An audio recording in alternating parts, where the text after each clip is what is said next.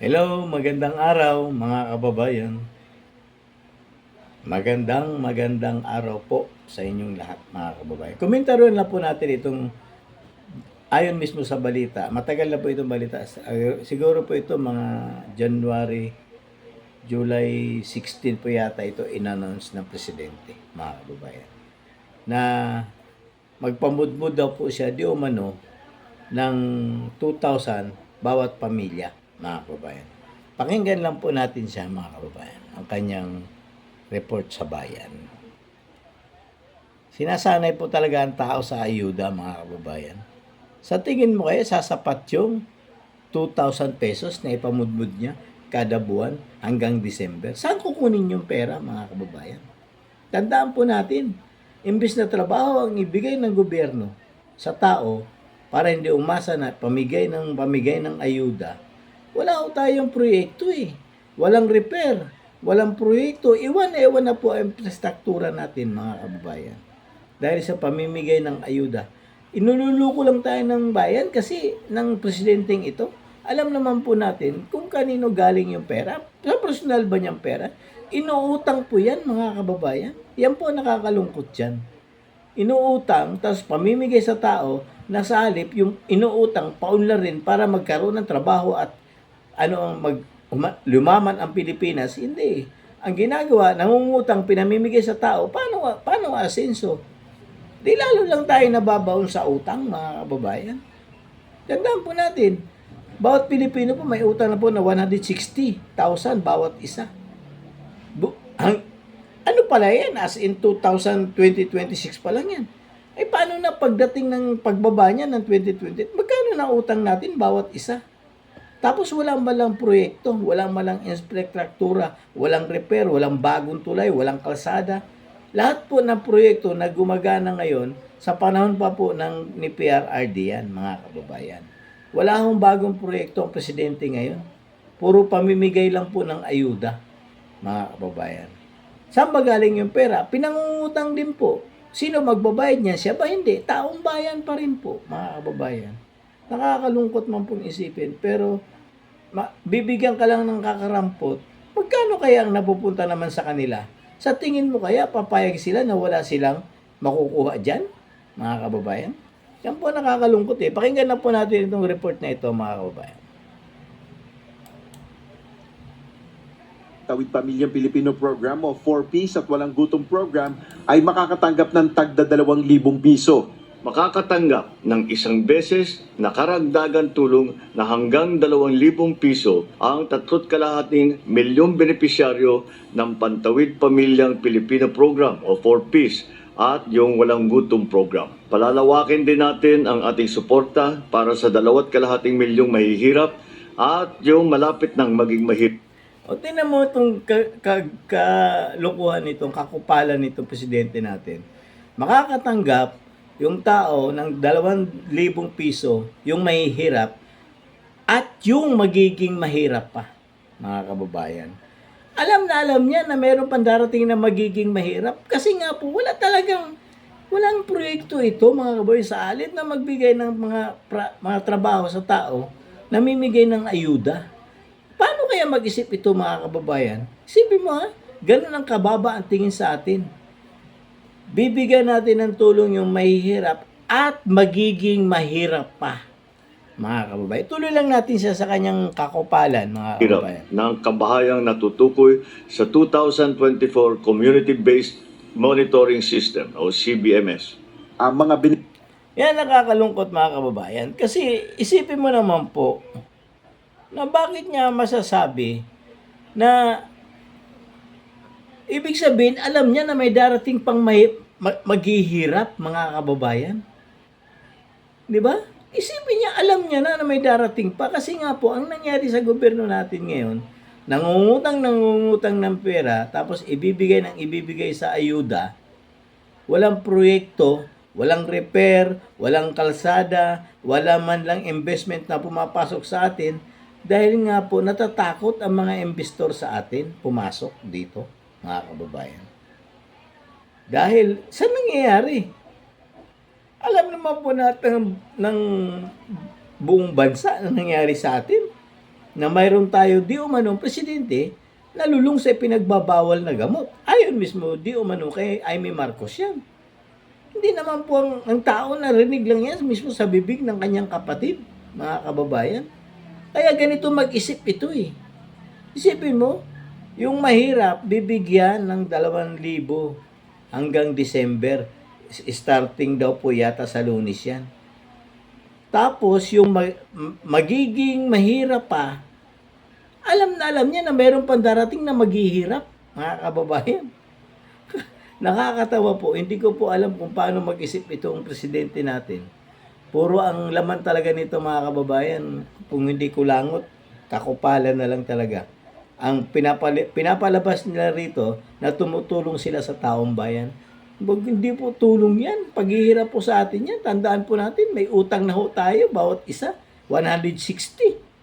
Sa tingin mo kaya, yung pinangungutang niya ngayon, babayaran niya? Hindi, tayo pa rin taong bayan ang magbabayad yan. Binibigyan lang tayo ng 2,000. Kunwari, sa tingin mo kayo, 2,000 sapat sa isang buwan? Sa 5 pamilya? 5 membrong pamilya? Sapat yan, 2,000. Hindi yan, sa tingin mo kaya, hindi kaya sila papayag kaya sila na yung tao na pinamibigyan 2,000, sila wala?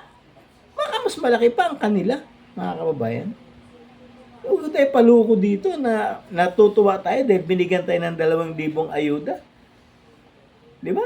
Pero mas malaki ang napupunta sa kanila dito, mga kababayan. Maniwala kayo dyan. Hindi pwedeng papayag ba yan na walang napupunta sa kanya? Sige nga, yan po yung thinking ng mga tao. Pag inutusan ka, mamigay ka ng pera, at tingin mo kaya ikaw na inutusan, hindi ka mag-i-interest sa pera na ipamimigay mo? Magkakaroon po, mga kababayan. Pera yan eh. Di ba? Money is the root of evil, mga kababayan. Tapos papayag siya na wala siya. Kalukuhan po. Saan ka makikita itong presidente natin na pinagdadasal ang kapwa niya Pilipino na maging mahirap pa, mga kababayan? Komentaryo na po natin itong nagmamalditan naman ito si Pinky Lacson eh. At pinag-iinitan naman niya si Cayetano. Kasi sinasabi kasi ni Cayetano na si Pampilo Lacson talaga ang aso ng Malacanang. At parang duda si Cayetano dito na si Pampilo Lacson ang nagpurso sa kaso ni Marcoleta, mga kababayan. Kaya pakinggan lang po natin itong report nito. Kasi ayon mismo kay Pampilo Lacson, may nakita daw silang ghost project sa flood control doon sa kay Taguig, mga kababayan. At kukunin daw niyang witness ang mismong kapatid ni Cayetano. Alam naman po natin to si Lacson sa kadaldaran nito. Ganon din po ang ginawa niya doon kay Marcoleta. Nag-privilege speech siya, nagbanggit siya ng pera, pero hindi niya sinabi kung sinong tao. Parang pahapyo lang po. Parang, kaya nga po, tama yung sinasabi na duda nila Cayetano na nagpuso ng kaso ay walang iba kung hindi si Pampilo Lacson laban kay Marcoleta, mga kababayan. Pakinggan lang po natin ito. Senator Ping Lacson flags a possible double appropriation involving two 100 million peso allocations that appear to cover the same slope protection project in Taguig City. In a social media post, Lacson says his team uncovered additional slope protection projects. This brings a total of alleged insertions under the 2025 national budget to 2.385 billion pesos from the earlier reported 2.085 billion pesos. He says two items appear to be double appropriations, saying one of the items is possibly a ghost project. Lacson earlier said his team had documented at least two case studies involving suspected ghost infrastructure projects in Taguig, the political bailiwick of Senate Minority Leader Alan Peter Cayetano. Prior to this, Lacson flagged several slope protection and drainage projects in the city. He flagged projects mostly worth 100 million pesos each. Yan nakakalungkot, mga kababayan. Ang pinag-iinitan lagi ni Pampilo Lacson ay ang kapwa niya senador. Paano kaya yung nagdudumilat na kaso ni Martin Romualdez at mga contractor na mga congressman, mismong siya pa mismo ang nag-privilege speech dito, mga kababayan? Bakit hindi niya kayang kalkalin yun at ang kinakalkal talaga ang kapwa niya mga senador, mga kababayan? Kaya nga po, halatang halata po talaga, tama talaga siguro yung duda ni Cayetano na ang nagpurso ng kaso kay Marcoleta kasi nagkaroon na po ito ng sabwatan. Sa buhatan ng Ombudsman, sa buhatan ng Ombudsman to Palacio at Palacio to Ping Lacson, mga kababayan. Yun po ang duda nila Cayetano. Ayon mismo kay Cayetano yan. Kasi isipin mo naman, sasabihin ni Pampilo Lacson, mayroon daw anomalya sa Taguig tungkol sa flood control. At ang kukunin pa mismo ni Pampilo Lacson na witness ay ang kapatid niya na si Lino, yung dating mayor ng Taguig, mga kababayan. Alam naman po natin na itong magkakapatid na ito, mayroon pong sigalot, mga kababayan. Pero sana, maisip din ni Lino na huwag siyang magpagamit kay Pampilo Lacson, mga kababayan. Kasi alam naman po natin, kung kapapansinin niyo po, bakit po talaga puro senador ang tinitira ngayon ni Pampilo Lacson? Walang congressman, wala si Martin Romualdez, wala si Saldico, at walang mga kontraktor. Bakit po kaya, mga kababayan? Mayroon bang itinatago o mayroon bang tinatago ang mga congressman o talagang tinatakpan lang ni Pampilo Lacson ang kaso ni Martin Romualdez, ni BBM, ni Saldico at ang mga kontraktor, mga kababayan. Tandaan po natin, siya po yung unang-unang nag-privilege speech dyan sa Senado na sinasabi niya mga 69 o 72 na congressman ang involved sa flood control. May nakita po ba kayo na kinasuhan ni Pampilo Lacson doon sa Blue Ribbon Committee nung siya ang chairman ng Blue Ribbon Committee? May nakita po ba kayong pinatawag na congressman? Wala po. Yun nga, nakakalungkot lang po. Sila yung nag-iimbestiga, mga senador, ang napapakulong po, kapwa niya senador, mga kababayan. Sinisingil out yung mga kalaban sa politika. Hanggang ngayon, kaya nga isipin mo, sasabihin mo, dapat daw kay Cayetano doon siya sa Payatas, sa Quezon City Jail. Ba't mo sasabihin niyo sa kapwa mo senador? Kung talagang walang nag-uutos sa'yo na gawin yan, o decision mo lang ba talaga yan? O talagang may katapat na mali-mali tayan, mga kababayan? Kasi nagmamaldita talaga si Pampilo Lacson eh. Maldita talaga ito eh. Di ba? Nagmamaldita ang ating kagalang-galang na PNP chief at dating akala naman kasi nito malinis. Alam naman po natin na na sinabi ni yung dating kasamaan ni Pampilo Lacson na ang anak nito ay smuggler ng semento, mga kababayan.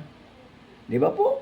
Tapos pinoproteksyon ni Pampilo Lacson na malinis daw siya. Maliwala naman po kayo dyan na malinis yan, mga kababayan. Ilang beses na po bang tumakbo yan ng presidente at vice president? Sa tingin niyo po kaya, mga kababayan, saan kumukuha ng pera yan, mga kababayan, ng panggastos niya doon?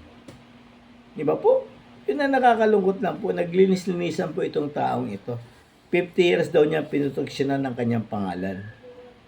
Pero, sigurado ba tayo? Alam naman natin, sangkot ito sa double murder, Corbeti case. Di ba? At ang Kuratong Baliling, mga kababayan. Hindi rin po malinis ang record nito. May mga din po ito, mga kababayan. So sabi niya, pinipilit daw niyang linisan ang kanyang sa kanyang reputasyon dahil malinis daw siya, inalagaan daw niya di umano yan. Pero totoo kaya yun, mga kababayan? Eh bakit naman nasasangkot ng kanyang anak sa smuggler? Di umano, mga kababayan, ng semento. Ayon mismo doon sa dating custom. Di ba po? Dati rin po sundalo yun, mga kababayan. Kasamaan po yata ni Trillanes yun, mga kababayan. Pavilion ba yun? Padilyon po yata yun, mga kababayan. Di ba yun nagsiwalat noon? Dahil dati sa custom yun, noon sa panahon ni PRRD. Ba't hindi masagot-sagot ni Pampilo Lacson yan, mga kababayan? Hanggang dito na lang po. Palambing po ng like, share, and subscribe. God save the Philippines.